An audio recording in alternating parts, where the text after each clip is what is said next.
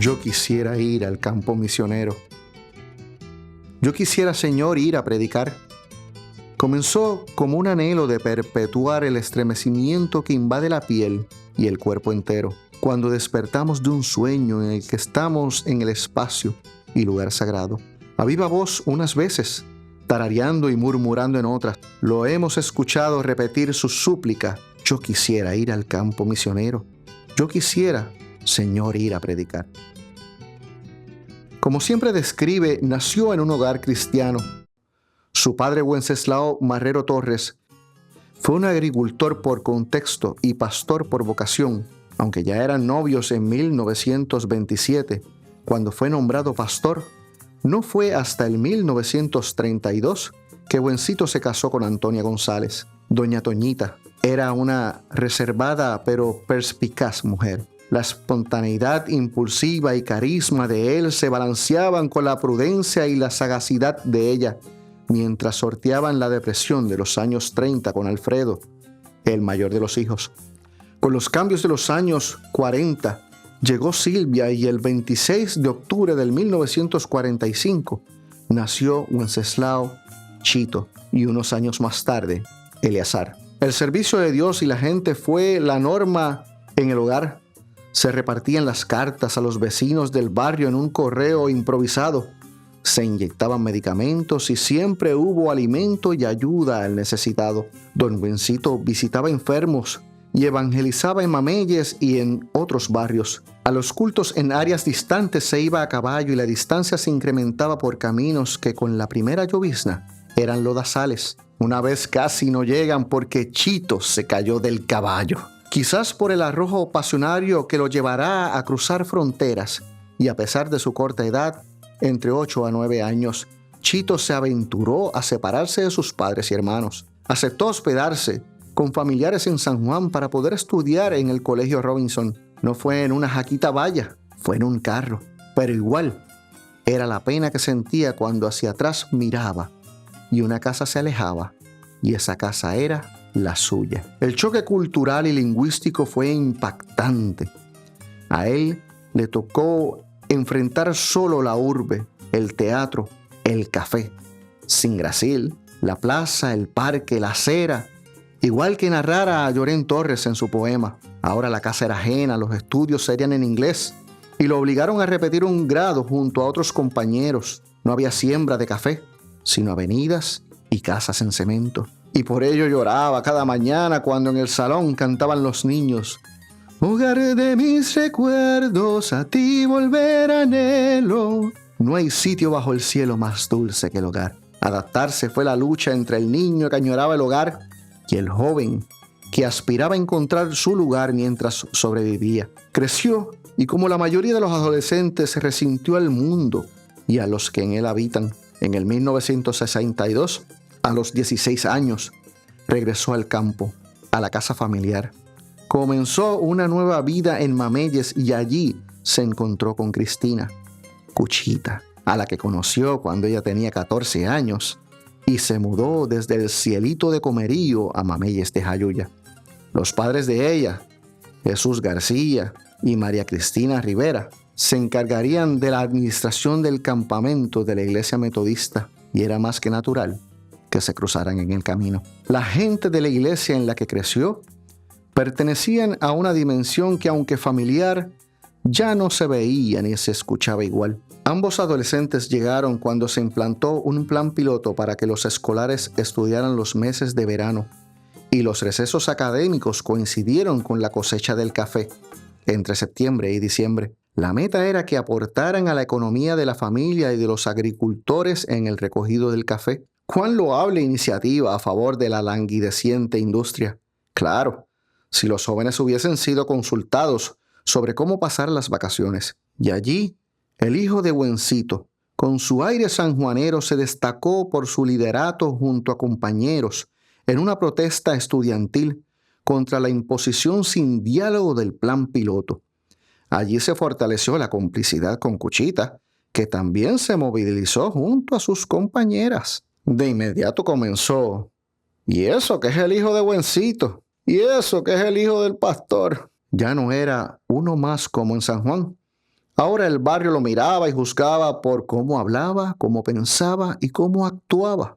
El ocio, la lucha por la aceptación y el reto del "a que no te atreves", característico entre jóvenes, lo llevó a los excesos, a discusiones con la familia, peleas en las escuelas y en las barras. El alcohol lo separó de los estudios universitarios y lo condujo a la guerra como voluntario. En Vietnam le pasaba en cada instante la vida en secuencias que profundizaban el miedo, el dolor y la soledad. La necesidad de acción, aventura y el sentido de formar parte de algo trascendental le reventaban en los oídos con cada bombardeo. Alguna vez tuvo tiempo de extrañar a la novia y a la familia, pero eran momentos fugaces como luces de las estelas, de bazucazos y de los proyectiles de todo tipo, como los que atravesaron la torre, donde en una guardia solitaria sobrevivió un ataque. El tiempo transcurrió entre atacar y escapar. Las imágenes que se acumularon en aquella mente fotográfica no lo abandonarían jamás. Un pase del ejército le recordó que había otra vida. En el efervescente 1968, el 11 de mayo para ser precisos, y a pesar de los que le decían a ella, «Nena, piénsalo bien», se casó con Cuchita. A su regreso, para cumplir los meses que le quedaban de servicio activo, le ofrecieron un cambio de rango a sargento si regresaba a Vietnam, pero ni aunque hubiera tenido que regresar raso, lo convencieron. Volvió a su barrio, para alegría de los padres y la esposa. Buscó trabajo en lo que pudo, hasta convertirse en uno de los primeros carteros del pueblo de Jayuya. En medio de un recorrido de entrega de cartas por el pueblo lo buscaron y lo llevaron al correo a toda prisa y con mucha precaución, para que no entrara en una crisis de nervios. Cuando se percataron que la caneca en el bulto no estaba abierta, le dieron la gran noticia. Cuchita estaba de parto en San Juan. Cuando su hermana Silvia y él se encontraron con Eli en el hospital, salió la enfermera con Mariel en brazos. La relación con cada miembro de su familia se deterioraba y en un intento de salvarla, la joven familia se mudó a San Juan. La efervescente ciudad lo vio recorrer sus calles y barras nuevamente, mientras seguía el deterioro de su salud mental y la familiar. Cuando todavía tomaba más de 3 horas viajar de Mameyes a San Juan, los padres preocupados visitaron al hijo en Puerto Nuevo. Llegaron sin muchas expectativas, pero con la fe inquebrantable de aquel pastor que había visto cambiar a tanta gente en su ministerio. La pela que le dio George Foreman al boricua Joe Roman en el primer round del Campeonato Mundial del Peso Pesado.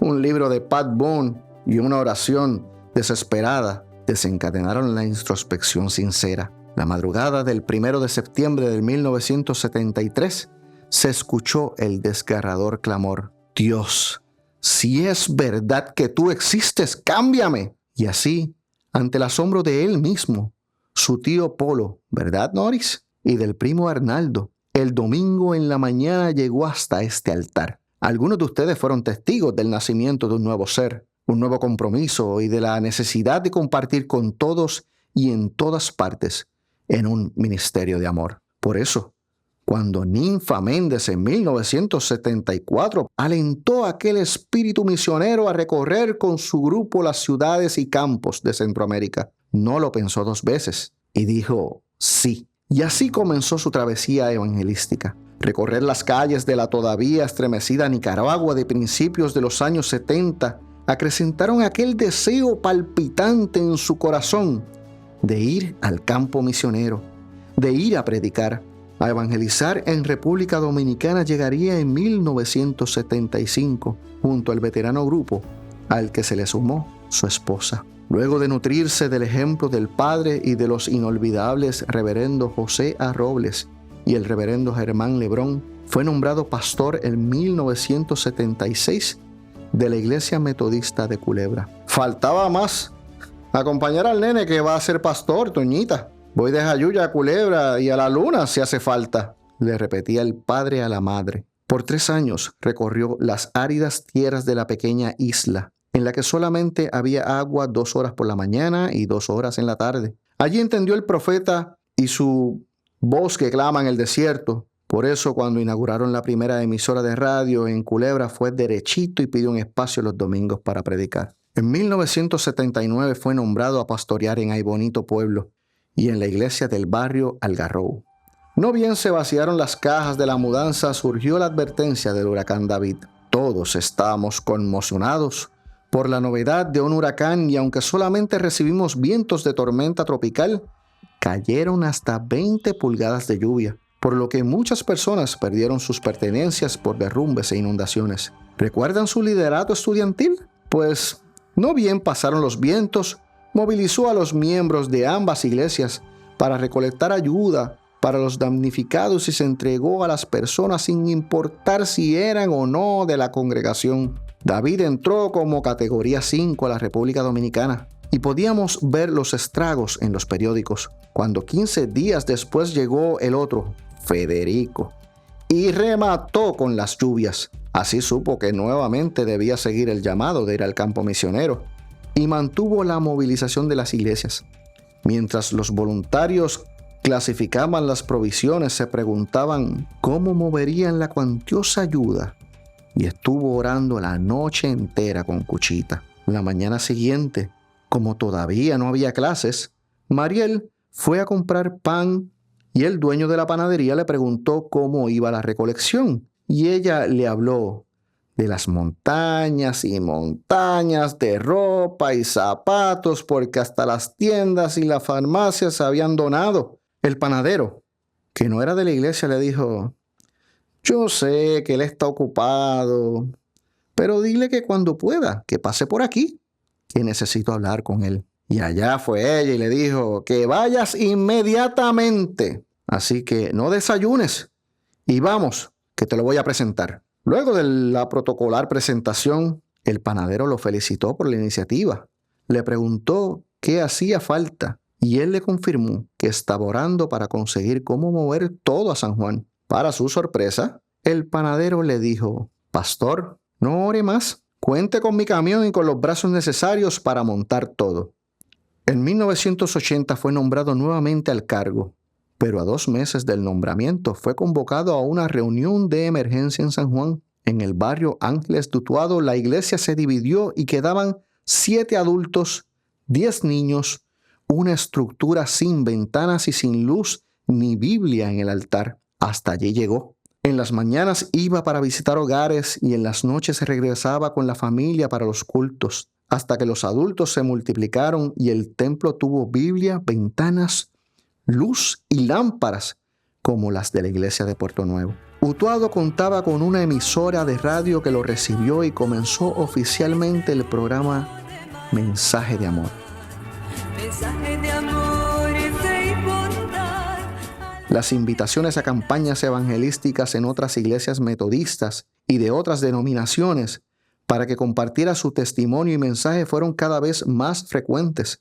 Entre los testigos de su labor en esos cargos pastorales se destacan el reverendo Luis M. Collazo, el reverendo Arnaldo Cintrón, la reverenda Awilda Noya, y aunque era un niño en Ángeles de Utuado para 1980, el reverendo Jorge Texidor, que siguieron sus pasos al ministerio pastoral y que todavía le llama mi pastor. Las invitaciones a predicar eran tantas que entendió que tenía un nuevo camino ministerial, el evangelístico. Por plazas, parques, capillas e iglesias proclamó el mensaje de 1 de Juan 3:11, porque este es el mensaje que habéis oído desde el principio, que nos amemos unos a otros. Como en el camino de todos hubo altibajos, victorias, caídas y renacer, por breve tiempo pastoreó en San Lorenzo, pero pronto regresó a la familiar iglesia de Puerto Nuevo a nutrirse en el banco, pensaba él.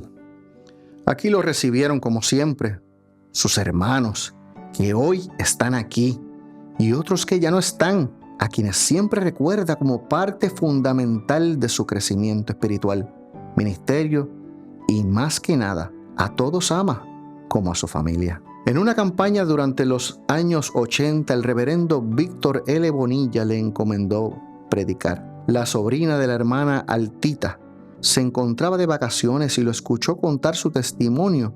Le informó que ella dirigía la Oficina de Asuntos Hispanos del Departamento de Corrección del Estado de Nueva York. Así comenzó el programa Raíces de Amargura, que se extendió por 10 años y que por su éxito reseñó el periódico The New York Times. A finales de los 80, el reverendo Isaías Narváez le pidió que lo sustituyera en su programa radial y se abrieron los micrófonos de la radio nuevamente para el programa Mensaje de Amor.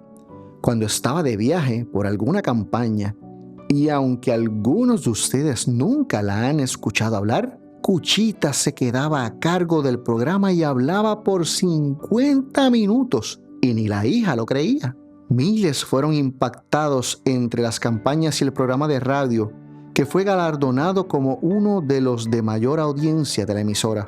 En esos años, el reverendo Israel Rodríguez le permitió organizar un culto especial los miércoles durante el día en este templo. Como siempre, esta iglesia lo respaldó. Y cada miércoles acudían junto a muchas almas necesitadas que llegaban de lugares distantes. Cuando en los 90 la iglesia metodista pasó a ser autónoma y con ella tuvimos a nuestro primer obispo, el reverendo Víctor L. Bonilla, que antes fue su pastor, se creó el nombramiento especial de evangelista de la Iglesia Metodista de Puerto Rico, designándolo a él como primer evangelista reconocido por la conferencia. En esos años, tuvo la oportunidad de representar a la Iglesia Metodista de Puerto Rico en congresos de la Asociación de Evangelistas Metodistas en los Estados Unidos y en muchísimas tarimas y altares. Cada año eran más los viajes misioneros a distintas campañas en ciudades de los Estados Unidos,